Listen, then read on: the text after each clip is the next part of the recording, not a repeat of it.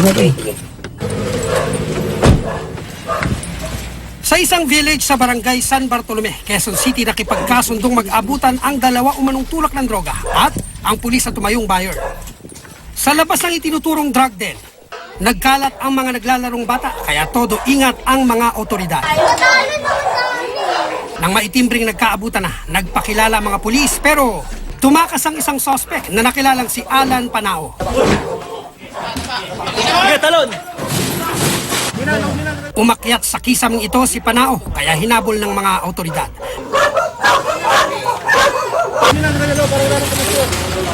Agad ding naaresto ang tumakas sa suspect. Tumalon siya ron sa sa bintana. Tama-tama nandun naman sa side na yun yung isang tropa. Kaya pagbagsak niya agad din siya naaresto ng to. Bukod kay Panao, arestado rin ang isa pang suspect na si Herbert Pangilinan at sina John Darrell Humalon at Noel Sumalio na dinatnan sa umano'y drug den. Nagturuan ng dalawa sa kanila habang sina Pangilinan at Panao itinangging drug den ang sinalakay na lugar.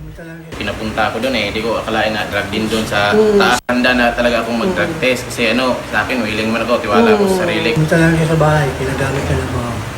Libre?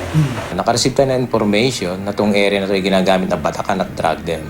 So nag-operate yung ating SDAU at yung na-aresto natin yung mga involved dito sa illegal drugs. May nagtangkapan tumakas at buti naman nahuli ng ating kapulisan. Kinasuhan ang 4 na suspect ng paglabag sa Comprehensive Dangerous Drugs Act. Cesar Apolinario, GMA News.